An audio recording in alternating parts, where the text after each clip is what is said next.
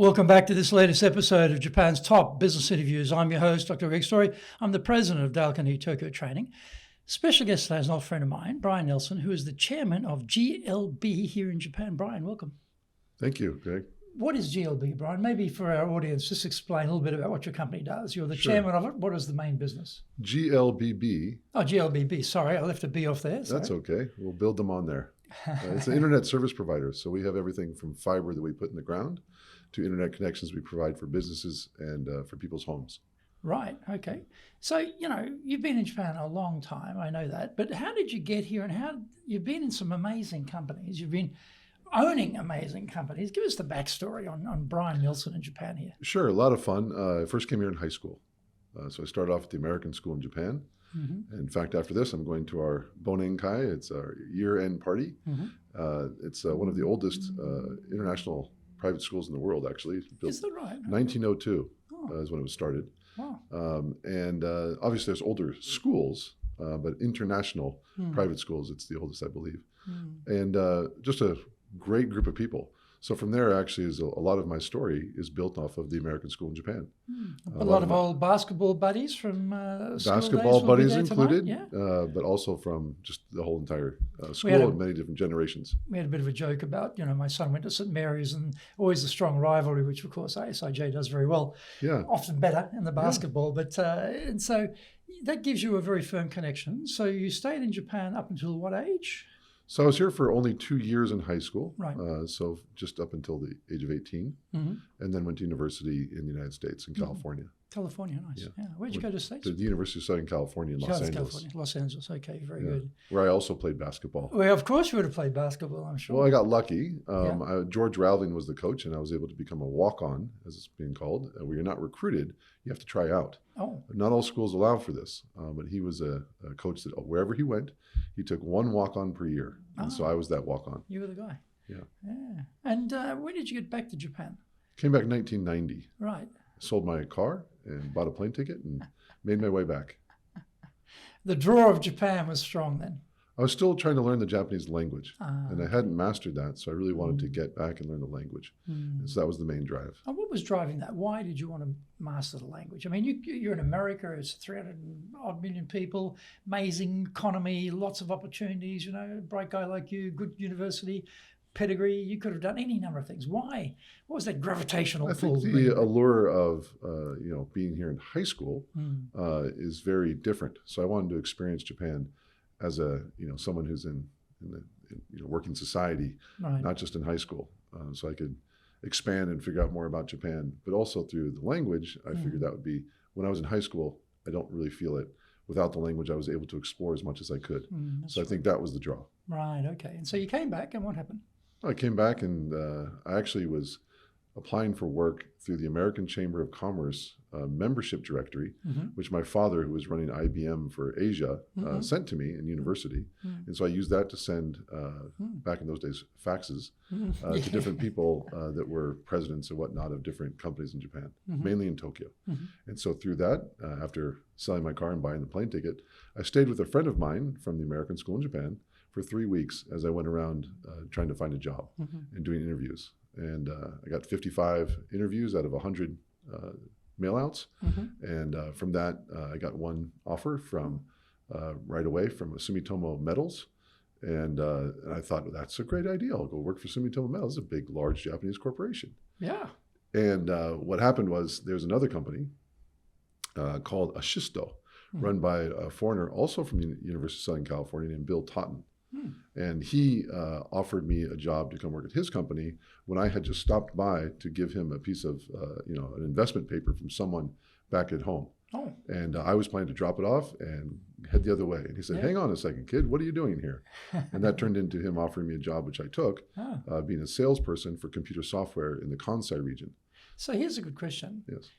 Sumitomo Metals, major Japanese corporation, the real hardcore, raw Japan, a big company, and you've got Asisto, okay? You're doing completely different type of business. Software localization. Blah, blah. So what was the attraction? Why did you go to Sumitomo Metals and get that real Japan hardcore company experience? Well, the president of the company, he said to me, if you go to Sumitomo, you're going to become an English teacher. Ah. This is back in 1990. This is not Yeah, 2023. Well, yeah, okay. So yeah. back in those days, as a rare foreigner, Yeah. you would be someone's opportunity to learn how to speak English, Oh, great. which isn't necessarily a bad thing, No. but you might not learn as much Japanese as you want, As you which think, is the yeah. goal. And so with that objective to get the Japanese language, I decided to go outside of Tokyo, and this new job with the Shisto afforded me that opportunity. This is in Osaka? Osaka. Right, okay. And that's again Kansai Ben, so it's a dialect down there. Did you learn Kansai Ben while you were down there? Well, for those that understand the difference, yes, that's very true. Yeah. I made sure that I only responded using the standard Japanese language. Hyojungo, yeah. I'm like that too. I worked in Nagoya, which has got a very strong accent. And my my experience with people in Nagoya who speak the language are like, geez, what are they saying? I can't understand one word they're saying. And then I went to Osaka, it was Osaka Ben, Osaka dialect, and again I thought, well, I need something that's going to be central everywhere, and so the standard language. So I thought I'll stick with it to the mainstream here. I also studied business, and as part of that, statistics. And I looked at the number of foreigners who speak non-standard Japanese, and their job is usually to be on TV as entertainers or that kind of. But there's only 2 or 3 people at those days that had any kind of notoriety. Yeah. And they don't have a very long career. So I thought to myself, well, maybe I shouldn't speak the the Osaka Ben or other dialect in Japan, because then I might be put into a different category. Yeah. So I decided to stay away from that and just focus on business and speaking standard Japanese. And how long were you in Osaka? For 1 year. 1 year, okay. Okay, and then what happens? I moved to Kobe to work for I lived sports. in Kobe too, yeah. Up on the Injinkan, up on the hill. Okay, right. And this is pre-earthquake. Right. They had an earthquake, as everyone knows, 95. And so I worked up there for a sports management company. And also another foreign CEO. So 2 CEOs that were from America back to back. This time not USC, this time Stanford. But also the Pac-10 back in those days, now the Pac-12. And so I was working to help figure out how to give more information from the Japanese Baseball League to the American Baseball League, and using newsletters and also helping out with other things. Did the American Baseball League, who term their national finals a world championship, which is always amusing for Australians, care less about Japan baseball? That seems like a really hard job. Well, I think just like Australia, which has a lot of players that are playing in the major leagues from Japan, you started to get players from 1995, like Nomo. Nomo was the first one, yeah. He was not the first. The first player is actually 65, name, I guess, who played for the San Francisco. Back in those days, it was the Giants for pitching. It was a Japanese pitcher. I think he only pitched 1 complete game, but he is the first Japanese person. What was his name? I don't know. I can't remember. Yeah, okay. Like I mean, Nomo was like the big name, wasn't he? Yeah. And I guess he was the first big name for sure. He gave, I guess, in a way, he created some air for others to go, because I know the Japanese Baseball League was very, very protective and trying to really control what's going on. And if you left, you're gone. But it was a much longer process that he had to go through, but he was able to break the wave for the future, which also included Ichiro later on. Yeah. He was I guess Ichiro left 5 years later for the Seattle Mariners. And became a legend too, yeah. Of course. Yeah. Of course. So how long did you do that for? So that was for 1 year. 1 year, okay. And then I extended to help that same company in Tokyo. They opened a restaurant for a sports bar and restaurant in Nogizaka area, which used to be where they had the self-defense forces base, but now that's Midtown. Yes.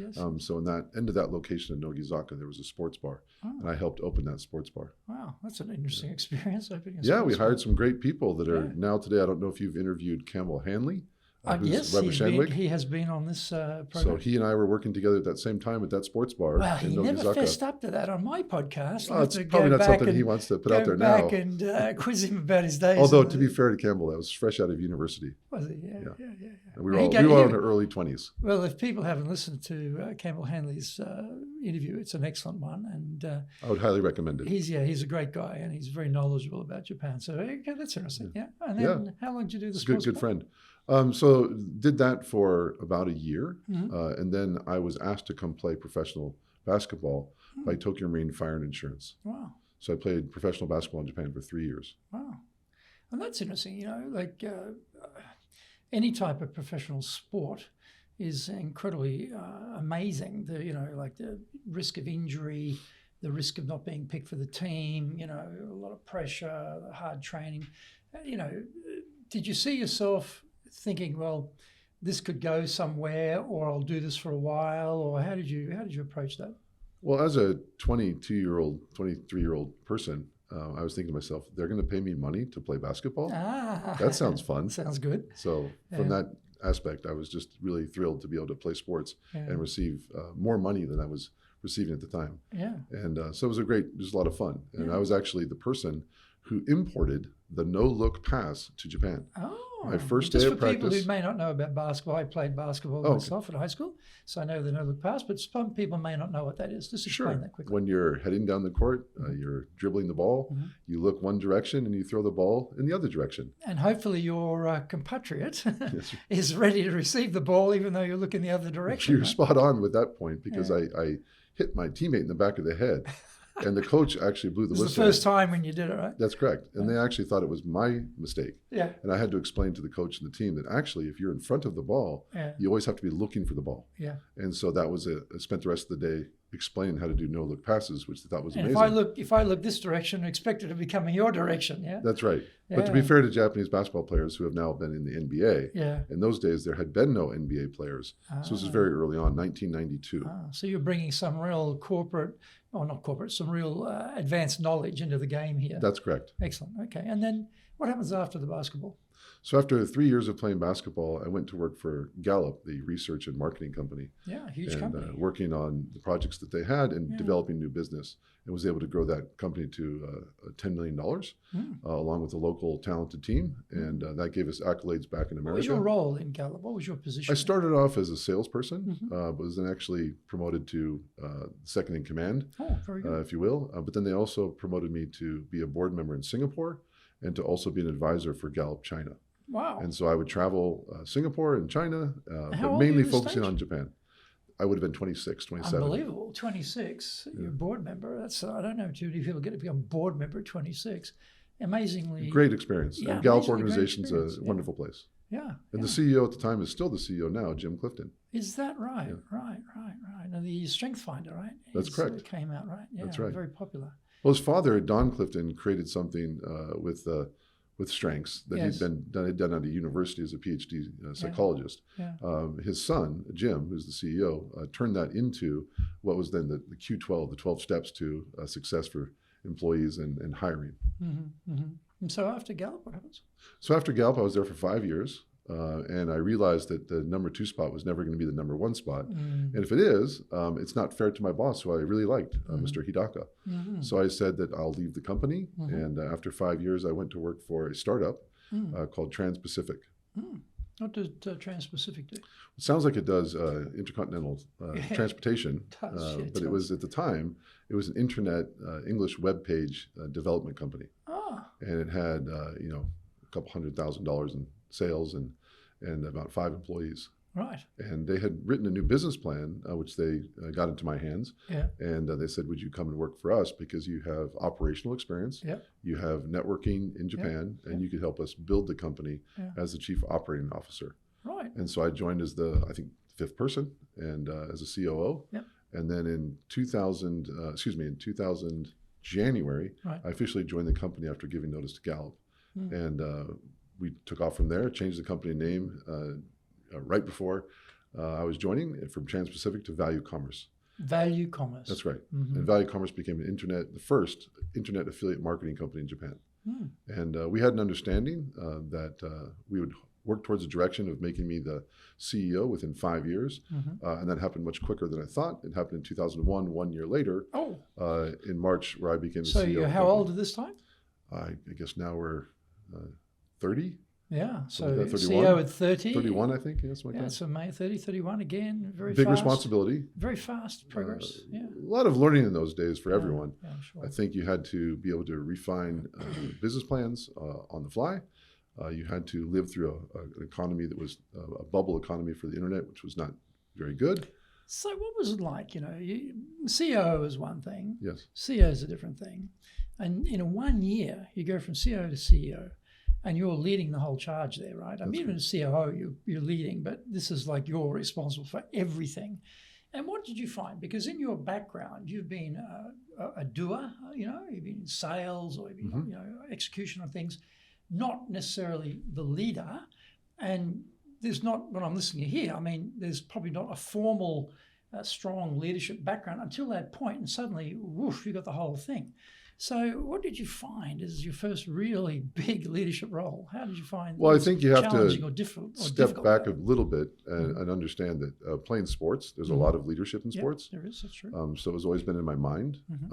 When we had our agreement for me to join the company, Trans-Pacific, before it became Value Commerce, I was actually already asking them to make me CEO. Okay.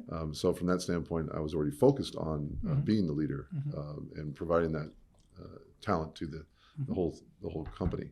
And so after hiring a lot of the people as the COO and helping build out the first customers, for instance, you mentioned Nagoya. One of our very first customers was Oakland Marketing Shop Japan, the TV shopping company with Rob Harry Roach Hill, and, Robert Roche. And Harry Hill. That's right. That's right. And just wonderful people. And I met them in Nagoya in 1992. Okay. When they had barely two shillings to rub together in those days, the pair of them, and look at them now. They've done a tremendous job. They've done a fantastic job. I mean, probably the most successful, from a financial point of view, I guess, entrepreneurs I've met in Japan who started from zero, tremendous success. You have, they have done fantastic. You have other entrepreneurs like Ernie Higa. Yeah. You have his sister, Moro Okawada, also very successful entrepreneurs from America. So I think there's a lot of them, but Robert and Harry have done great. Tremendous. And they were one of our first customers. Where are they? Actually, from start to finish. Right. So it's very interesting. They continued to grow like gangbusters, and we were able to grow with them. Wow. And the person that came to our office and said, hello, we'd like to work with you perhaps, was a gentleman named Tony Torres. And he was in charge of their internet business at the time. He had come up from Nagoya to understand what we're doing in Tokyo. So it's kind of fun to have some really early wins. And then IBM joined us early on. Okay. And with IBM coming on board, I think that really helped. And we also had Recruit.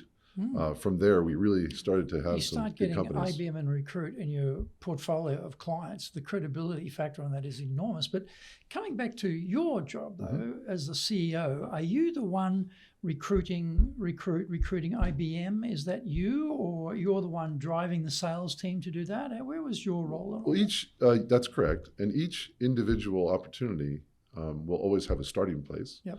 And in the case of Oakland Marketing, that's Tony Torres walking in our door. Yep. In the case of IBM, I actually reached out to them because I knew their, at the time, chairman, Takeo Shina-san, who just passed recently.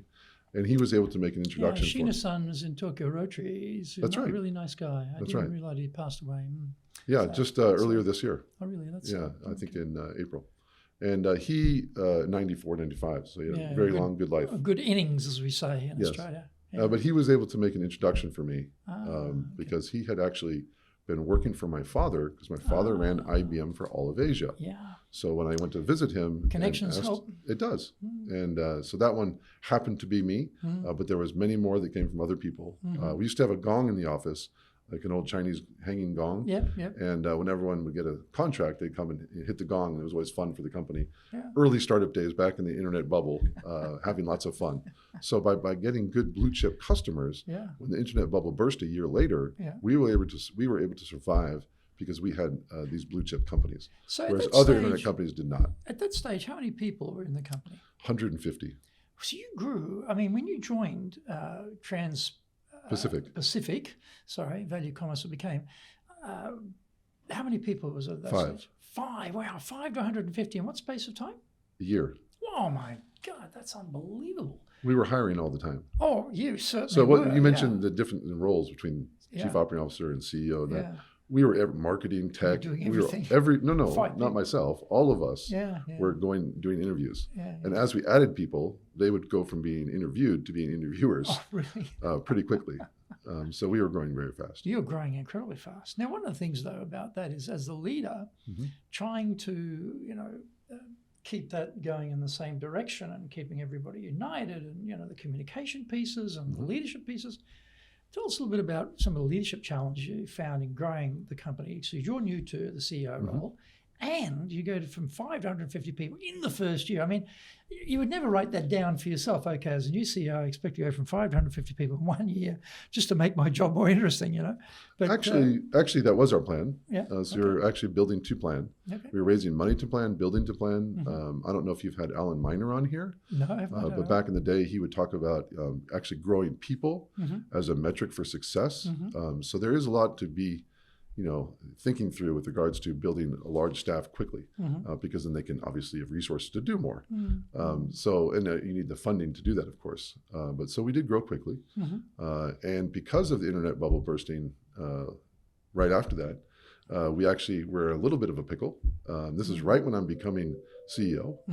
So I'm going from COO to CEO, and my first meeting in front of all the staff as the new CEO, I actually had to announce that we're going to have to make a lot of changes to survive through our cash flow to make it to the end of the year. And everyone collaborated, and we did a great job on getting success out of that. Yeah. But the one issue is I knew that I was going to have to let some people go. And I didn't want to do that because it wasn't their fault. No. They're all working very hard to help us. And so from that standpoint, want to do everything I could to help them. So what I did is I went to shareholders, and I don't think this has been done before. I don't think it's been done since then.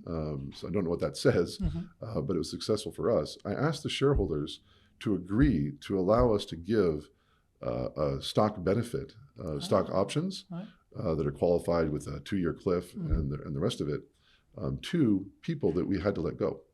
Oh, so you're actually still letting them go, but you're giving them options in the company. That's right. After they've departed. Not after, right before they leave. Well, okay, they get the option, but they're leaving, right? That's correct. I've never heard of that before. Right, and so that was what was your thinking there? Well, I wanted to help them somehow, and the rest of the management team was on board, of course, because we had to then go to shareholders and talk them into this. You're not a shareholder at this stage. I am a shareholder. Oh, you're also one of the shareholders at this point, right? So your colleagues are agreeing to that. That's correct. That's a very unique idea, I have to say.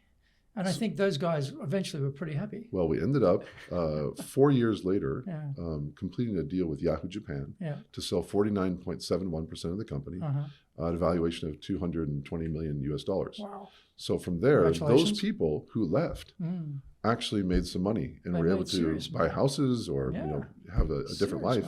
And so they came back and they were extremely happy. So this is the first time I've heard of people having to be let go, but then come back 4 years later and are very happy. Oh, they came back to join the company? Well, just for the presentation on the closing the Yahoo deal. Okay, right. And so it was very nice. It was. I think as a management team, we were very happy to be able to do that for them. Right. So talk a bit about what happens after Value Commerce. So I've continued on to work with Value Commerce after I took it public in 2006, July 31st, on the Tokyo Stock Exchange for another 5 years. Right. So you have to know a lot about compliance and governance and also leadership from the standpoint of not only the company and your customers, but you also have all of society. So you really do think things through in a different way to try to build something that's really good, not only for our constituents, but for all of society. And I think we were doing that with a great team. That got to be 300 people. Oh, wow. But is that a Japanese thing? Because you're coming from America. Yeah. In my view, as an Aussie, it's a very business-like culture in America. And, sort of the customer isn't necessarily at the top of the level, and certainly the employees are not at the top of the level. Shareholders and stakeholders usually in America is the top, and then the hierarchy comes down. So the sort of a usual, typical, stereotypical, I'd say, American business image is very business-like.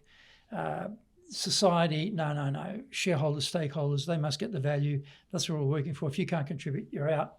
But in Japan, though, there is that more broad spectrum contribution of a company to society. And, very famous Shibusawa in Meiji period opened a lot of companies, came back from France, understood what a company was, introduced the concept, opened hundreds of companies. But had that concept that the company was contributing to the country because they're trying to build Japan out to be modernized and westernized at that time. And I'm just wondering that when you say those words, I think to myself, well, that seems to me to be more of a Japanese concept than an American concept. Have I got that wrong? I think it depends. The person who started the first KK or Kabushiki Gaisha here in Japan is actually Sakamoto Ryoma, who's from Shikoku. He started that in Kyushu, in Nagasaki, I believe. And he was using that to try to help in his way the rest of the country. So yes, I believe there is a model there that would say that in Japan people are trying to help society because it's a smaller a unit. It's an island country, and people, it's a lot like being in Hawaii. You know everybody, so you're trying to help everybody.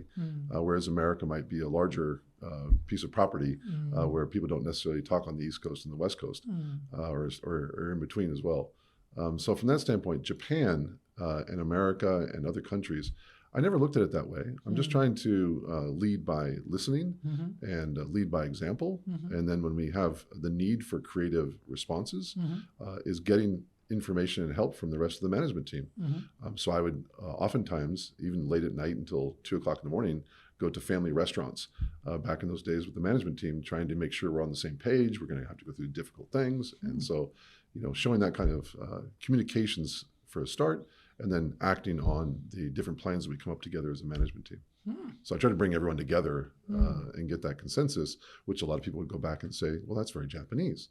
Well, is it though? I think it's just successful. I think if you go to board meetings in America, a lot of times people are communicating what's going on during the month. So once you arrive at the meeting, you've got your mindset, maybe you've got your questions ready, you prepare people. So I think preparing people for things is global.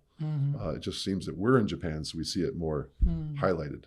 Well, I just hear the language about, the corporate as a contributor to broader society, and that type of idea. Anyway, so value commerce, how long, when did you leave? 2011, March 25th. And then what happens after that? Well, we had an earthquake and tsunami right before that. We sure did, So what I ended up doing was I stayed on. I recommended, and Yahoo Japan management agreed, that I'll stay until, along with my CTO and my CFO, we all agreed to work for another additional month to help the transition, because the transition during those times is very difficult because people are still coming back from being away and not understanding what's going on with the earthquake and tsunami. So from that standpoint, I stayed for an extra month and then wanted to start another company. And so what did you start? Consulting company that we still have today. Right. And it provides consulting services for companies that want to localize into Japan. And this is to give GLBB? advice to, no, it is not. It's another company called, this came later. Okay. it's another company called BNC. BNC, okay. And so you still got that running? Still going. And then GLBB came out, when was that? GLBB has been around for 15 years. 15 years, okay. And they started in Okinawa. Okay. Started by a person named Craig Watson, who's from Canada, Oh. but born and raised here in Japan. Right. And he came up with the idea to help people in Okinawa have better internet connectivity. Right. And so that also afforded the opportunity for U.S. military bases. And from there, they grew the company out over the last 15 years. Right. At one point, Craig stepped away to work at Microsoft, but he came back in 2018 to grow it exponentially to where it is now. And during that period, some of his himself and some of his board members who know me called me up and said, could you help us out with some advice? We're a fast growing company. You've done that before. You could come and help us out with some good advice. So I decided to agree to that. Okay. And I started off for almost 2 years as a consultant, where I would provide them with weekly advice. And from there, the CEO of the company, Craig Watson, said in November of last year, would you like to come full time and be part of our company as the chairman? And so I agreed to that and started in April 1 of this year. Oh, well done. So thinking back, you've had amazing experience, very young to become the CEO. I mean, before that, even running around board meetings, 26, that just blows me away. When you think about your role as a leader, what things did you find worked well to really engage the people and get them behind the direction of your leadership? I think first you have to start off with the most important thing, at least in my mind, is respect.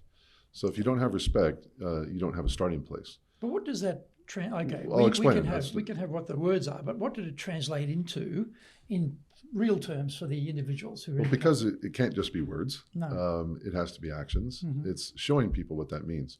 And so in the early days, even in Trans-Pacific becoming Value Commerce, I remember we had one staff member that was mistreating a part-time worker. And so that part-time worker, I had to take the full-time employee aside and say, as then the chief operating officer, because I had not become the CEO for another year, I explained to them, this person comes from a farther distance. They don't have the social benefits that you get for healthcare and different things like that. And so they're also getting paid less than you are. And so when you're communicating with them, you need to communicate with them as if you're looking up to them, because they have a harder burden than you do as a full-time employee. But from a Japanese context, full-time employee, hierarchies up here, part-timers down here. Well, maybe, so they're probably fitting in with the normal hierarchy of how they treat part-time. Well, maybe this is where you're finding the transition of where I'm not necessarily exactly Japanese. Which is a good thing in my mind, because I do think that respect is required. And later on, another company, I noticed in the building there was an older couple that was managing the garbage bins and cleaning up. And one of the staff had thrown a piece of paper and it didn't go into the garbage bin. And so I expected them to stand up and go get it. I had been walking by, and they did not. And so I went over to them and said, listen, you need to understand that these people probably own the building. I don't even know if they do, but you should think they do, or have at least respect for other people. And so just that always constantly creating respect environment. We had vendors when we moved our offices that they put in chemicals into the new cabinets and walls that were actually making some folks sick. So I had to, instead of getting another outsourced company or doing something, I brought that CEO in and had him come and speak and talk with our employees about how he's going to fix it.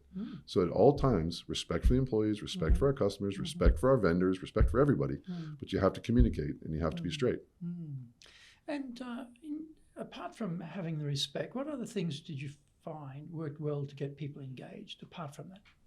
To get people engaged, they have to be motivated for the things that are important to them. So that starts at a much earlier process when you're interviewing them to hire them. And during that process, you have to communicate and ask questions. So I'm a big fan of asking lots of questions. So during the interview process, I'm teaching the team to ask more questions about what motivates the people that you're thinking about hiring. So when you do find a good candidate and they come on board, you already know the things that are going to be useful for you. And I think a lot of that came from my experience at Gallup. At Gallup. Yes. Right. And also my parents, after they left IBM, they ran their own management consulting business, which focused a lot on HR in Singapore. So I think that whole environment of me being brought up, if you will, after university, thinking about HR-related issues really helped me later on. If you want to be successful as a leader, do the Leadership Training for Managers course. All companies need people who can both manage and lead. Leading people screams out for real skills in communication, dealing with all different types of people, being excellent at innovation, planning, delegation, handling mistakes, doing performance reviews really well, and inspiring and motivating the team. Do the Leadership Training for Managers course now in either Japanese or English.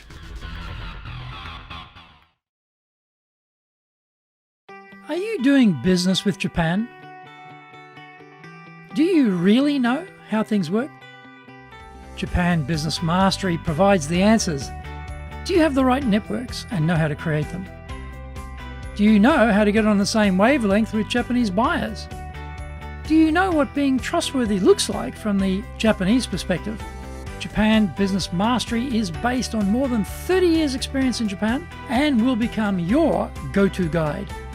Want to succeed in Japan? Buy Japan Business Mastery now.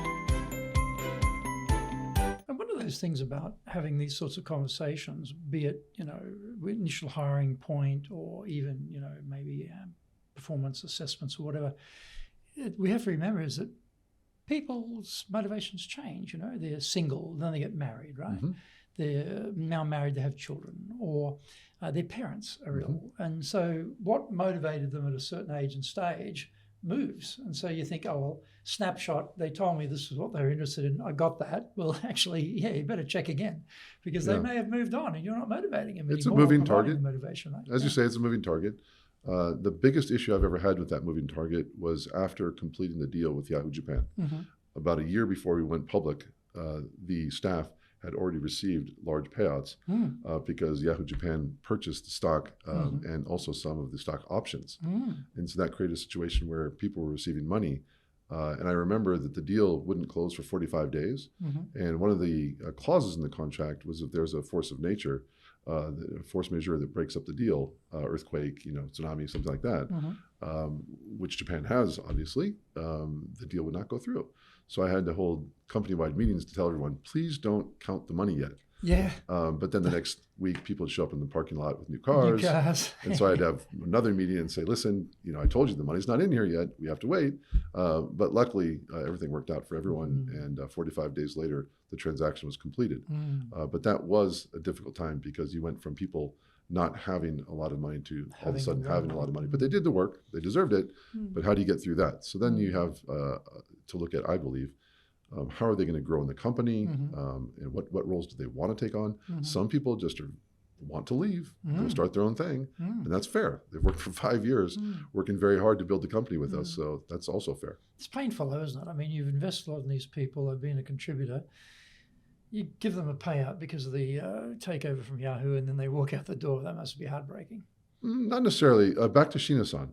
Shina-san once told me that one of his biggest successes in IBM Japan over, I think, 35, 40 years was having a large network of people who had retired from IBM Japan. He said that made up a lot of the revenue because they'd leave and go start companies that would do business with IBM. Okay. So having that extended relationship and network. And I had that advice before these transition periods happened. So I was able to utilize some of those things that I was taught from other people, including Shina-san, on how to make the company stronger by building a network of people. And that still exists today. I still work with people from Value Commerce that have their own companies. Really? Okay, isn't that great? And what about getting ideas from people? Because often, when you're the CEO, you have a lot more information than everybody else. And you therefore get stimulated by ideas, or you're more likely to be in touch with other CEOs or headquarters or whatever it might be. And so you often can be the source of a lot of ideas and start driving the ideas yourself from the top. But what have you found works well to get ideas coming up from the bottom and people closer to the consumer, the client, the coalface, so to speak, extracting those ideas? Anything you found work well doing that? Absolutely. Number one is listening. So I tried to listen and get my people to listen more intently. But also you can have talented people that come together. I'll give you an example. Well, just wind back on that point about getting to listen, because, how did you get them to listen? Because some people think they're listening, but maybe they're listening at a very shallow level and they're missing the nuance, or they're missing what's not being spoken about or whatever. How did you teach them to think more deeply about listening? By having a good feedback loop. Right. And there are many instances in history, a lot of them military related, about feedback loops and how that can help you, especially in life and death matters and war and that. But in business, having feedback loops for people and being very honest is important. So when you go to a meeting with someone or multiple people from your company, giving them feedback and getting feedback yourself on what went well, what didn't go well, is really helpful. So that's a starting place. And then from there, you trial and error, go through other things and experiences, and they start to realize that they're talking too much, they're not giving the client an opportunity to speak, they're missing opportunities, because if you point out in the feedback loop, that customer would never have said anything if we didn't ask the follow-on, not second, not third, not fourth, but fifth question. And then they start to realize themselves, okay, I should stop thinking about one or two questions. I should start thinking about being quiet, asking additional questions, and then waiting. And then a lot of times in I guess, Japan, Asia, even America or Europe, the silence, people want to fill the silence. And so teaching people that not filling the silence is much more powerful is also another tool. And I actually interrupt you. You're going to say another point apart from listening. You had another thought there on getting ideas out of people. So I had a gentleman, Mr. Fukaya. He was working next door to the original place where we started building out the 150 people out in Hongo, Sanchome near Tokyo Dome. And he was coming from a credit card company. And he literally just walked next door and said, I want to work here. And he happened to run into me. And I said, well, I have no idea what you can do, but what do you think you can do? And he goes, well, I can do everything. I said, well, we all want to be able to do everything. That's brilliant. None of us can do everything. So what would you like to do? He goes, well, I'd like to help sales. I go, okay. So you want to join as a salesperson? He goes, well, maybe something where I can contribute more. And I said, well, I'm not sure what that is. I've got to run to a meeting somewhere else right now. What I'll do is I'll have you talk to everyone in sort of like a speed round of 10 minutes per person, and then we'll come back and see what happens after that at the end of the day.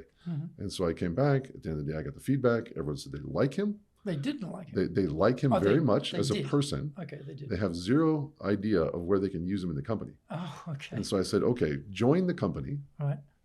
I'll give you a finite time frame Right. and not a high salary, Right. but go around, figure out this thing you want to do to help sales, Mm-hmm. and then come back and give me ideas. And he did that, and he Mm-hmm. gave me ideas that I would say no. Mm-hmm.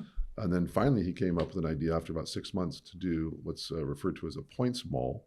So instead of using transactions by cash for doing online advertising Mm-hmm. and sales, you actually provide the people that are selling products and services points so that they can utilize those points to buy things themselves online. Oh, That actually became 30% of the revenue. really? Yeah, so Wow. hats off to Mr. Fukaya, and He did who a holds some great patents as well. job. I think he's got over a dozen patents in other mechanical machines, and Really? yeah, he's just. I still talk to him today. He's working for another value commerce person who started their own company called Yutakawa, Okay. who's got another internet advertising related business. Wow. So in terms of, trust anywhere in the world is important. And I think particularly in Japan, I would say. So what have you found works well as the leader to build trust with the team?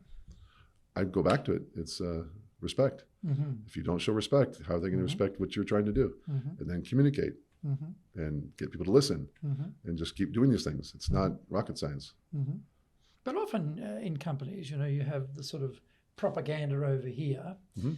and then you have the reality over here, and people go, hang on, wait a minute, this isn't matching up. So there's always that difficulty of walking the talk. Mhm. So how did you display that respect through building the trust and walking the talk? What things did you find? Well, I think in value commerce it's easier because you're there before everyone else is, and so you get people coming into the company, so you can start fresh. Mm-hmm. The culture is what we built, and so that's easier. I think if you're coming into an organization that's already there and it's been there for years and decades, that I think is more challenging because they have their mindset in place.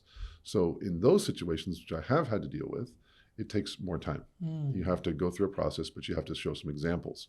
So if you don't, you find the areas of most required change and you change those things. And that wakes everybody up to say, oh, okay, there's change happening that we didn't expect to happen. And so then people start to fall in line and realize this is a good thing because people are willing to take change. And inside, everyone always wants change. They just don't want to embrace it because they're afraid of it a lot of the time. But they actually do want it. Well, I don't know about that. I often think, when people say they want change, what they're talking about is, Brian, as a CEO, you should change. My boss should change.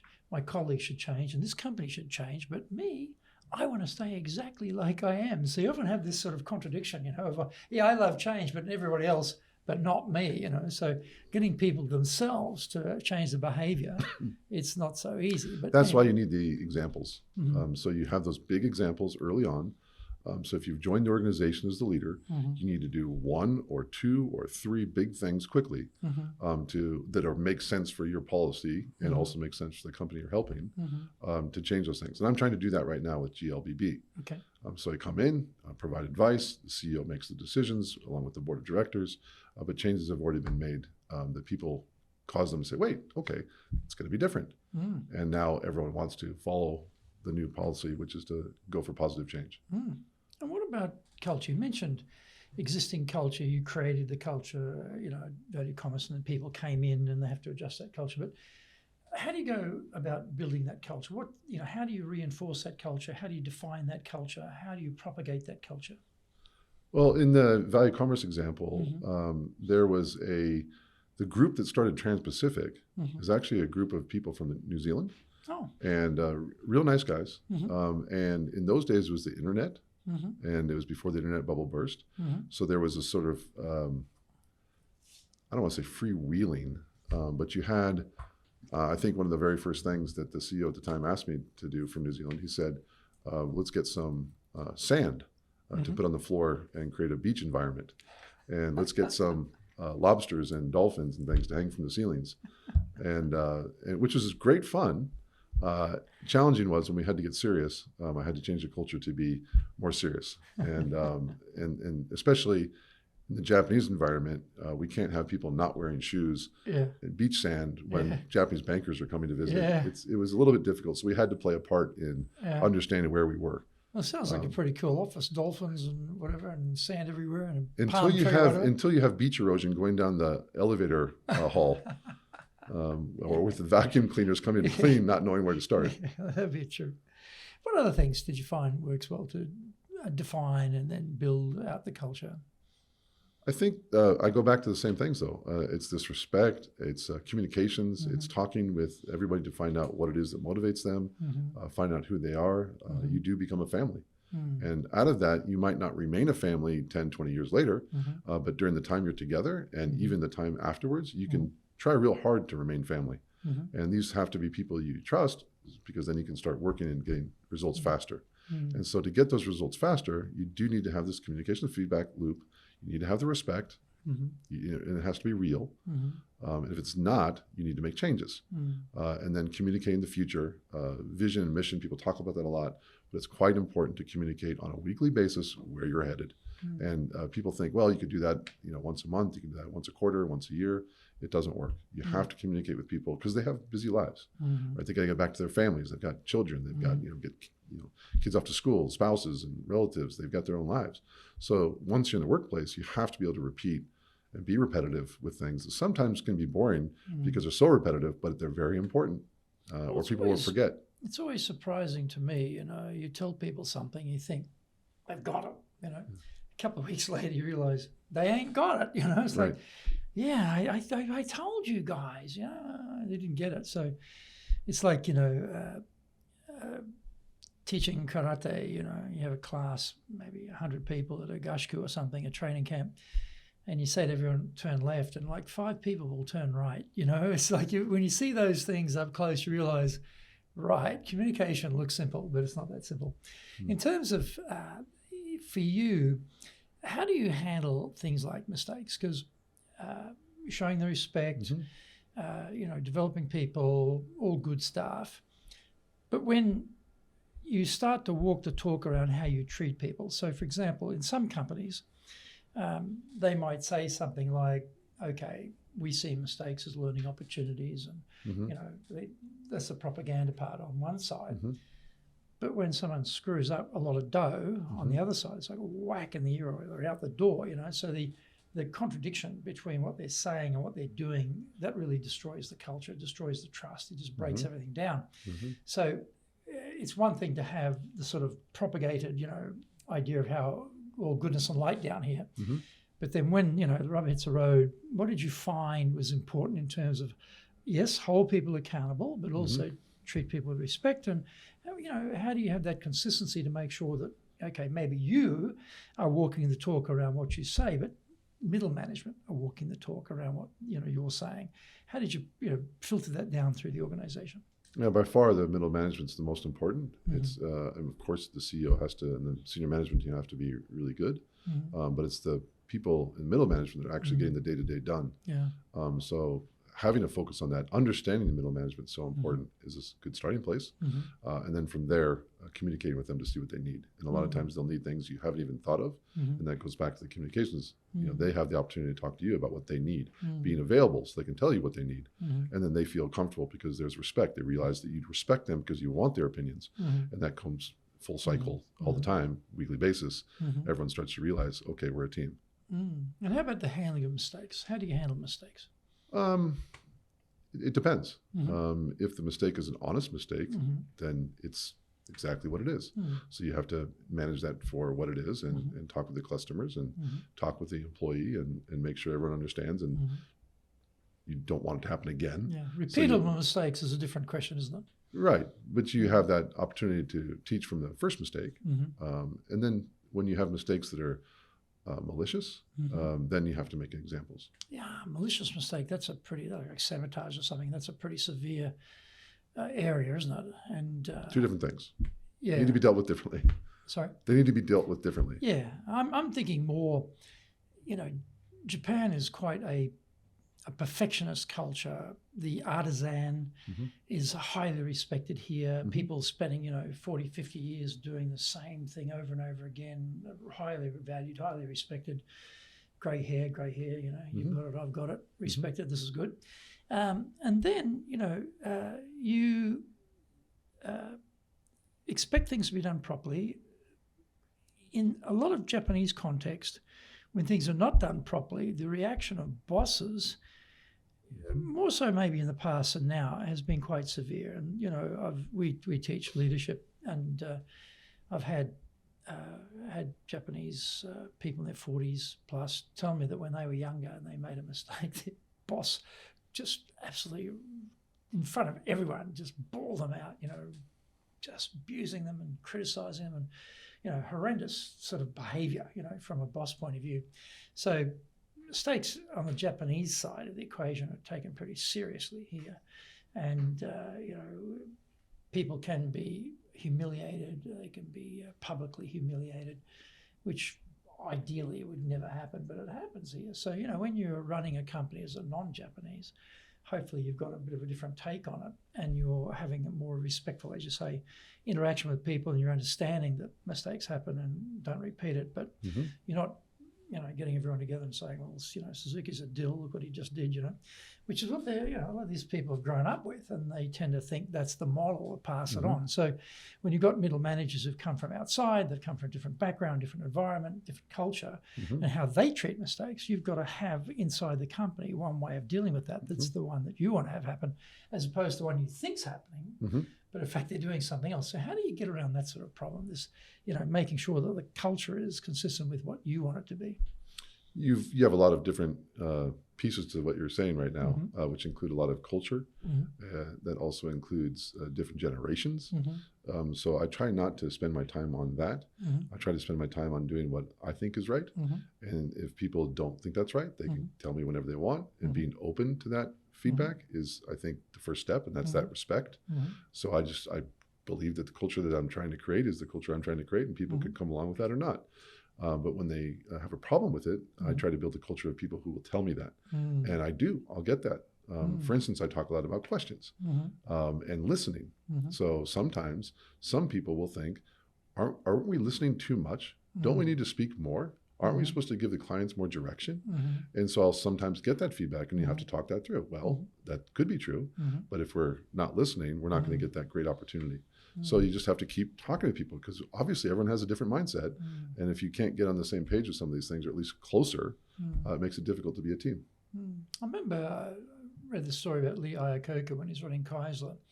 They came out with some new product, and the just bombed, you know. You're talking Chrysler? Yeah. At Chrysler, they came up with a new model, and the big marketing campaign, it bombed, right?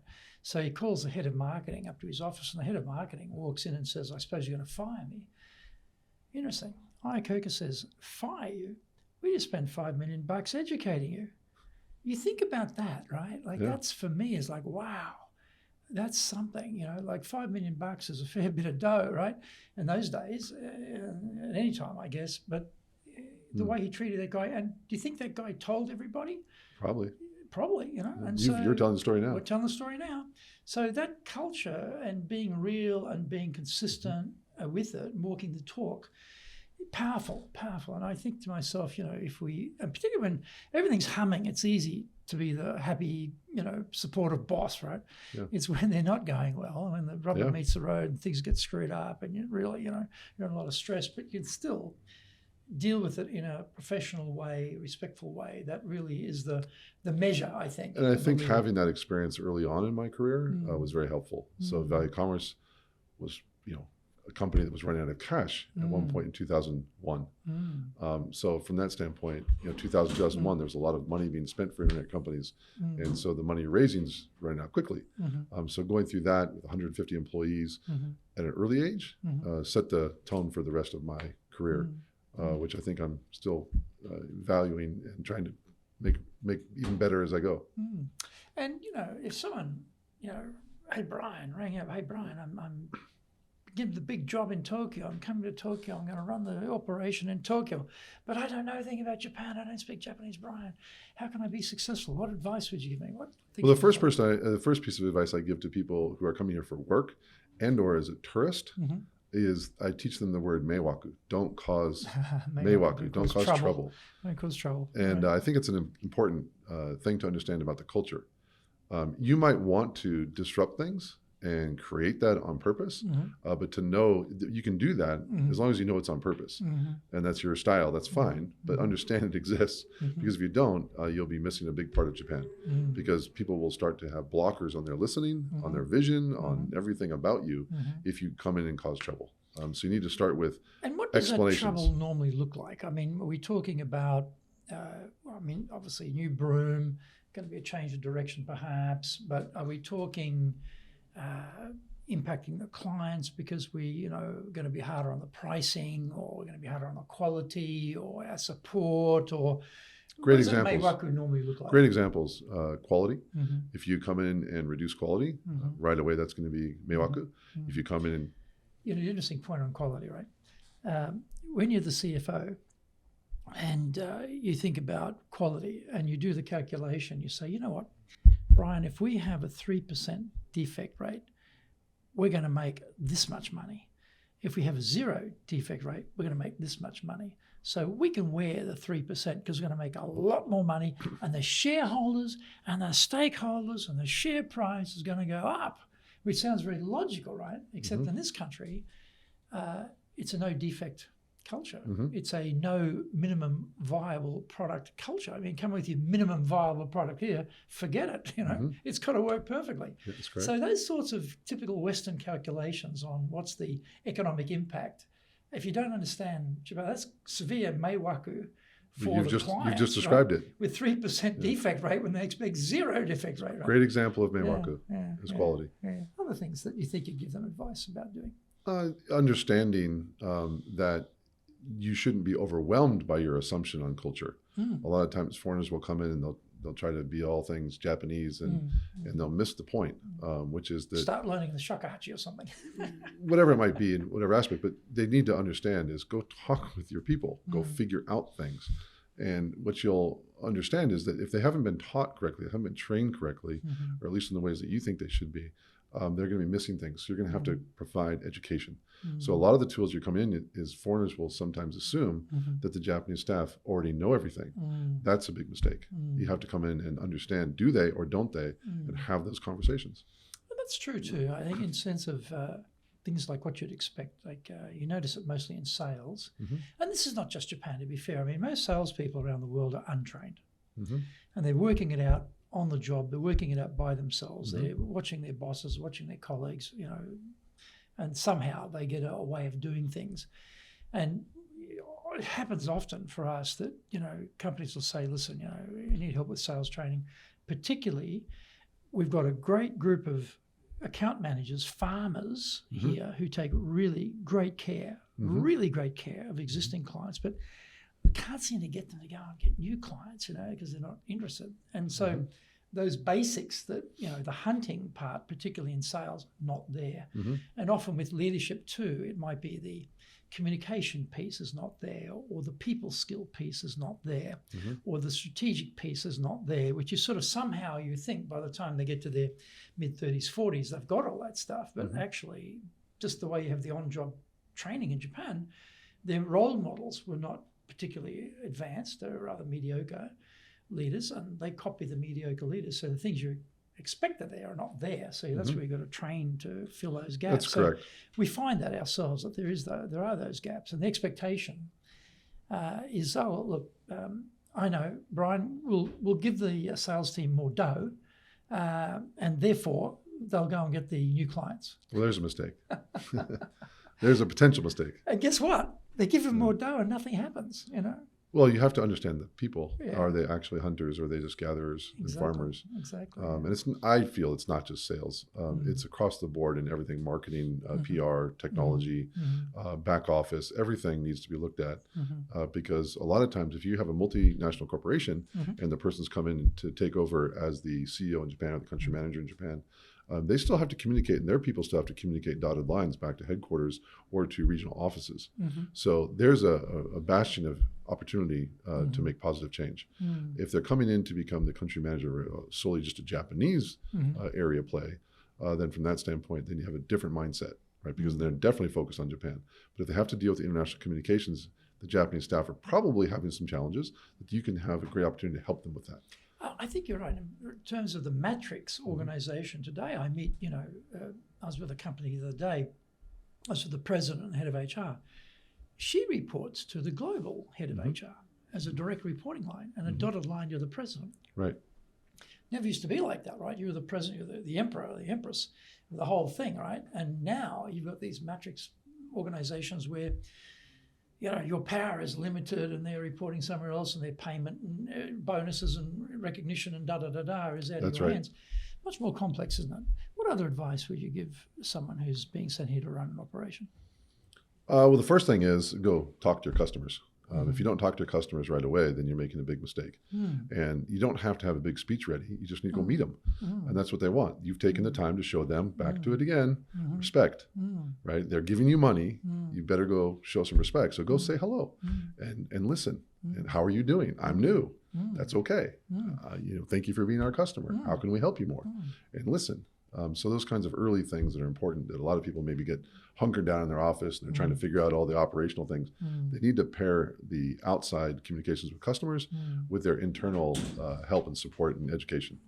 And that's often where things go wrong, isn't it? That the new leader comes in, starts making changes, have got no idea how this is going to impact on the customers. But the Japanese staff, who are really, tight with the customers, are just horrified and, this is going to ruin the whole business. And next thing you know, you're getting anonymous bloody letters turning up in headquarters, telling headquarters that you're an idiot and you're destroying the business in Japan, because you're ruining the customer relationship. So that's good advice to go and talk to customers first. Should they learn Japanese?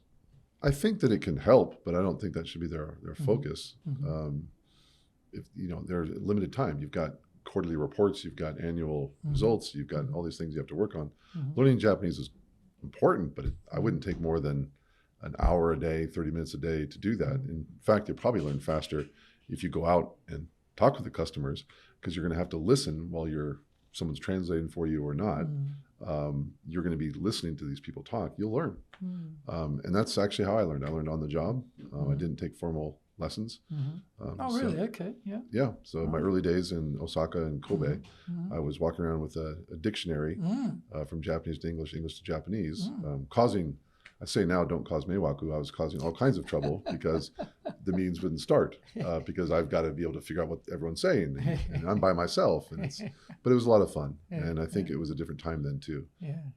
And being 2 meters tall or 6'7", people, for whatever reason, they were very gregarious and helpful. Well, and I really thank Japan for that, because people did help me a lot. Well, Kobe too, April 1st, 1868, the port of Kobe opens to foreign trade. And so when I first visited Kobe in 1979 as a student in Japan, the thing I really noticed was in Kobe, nobody looked at me. Nobody took any interest in me.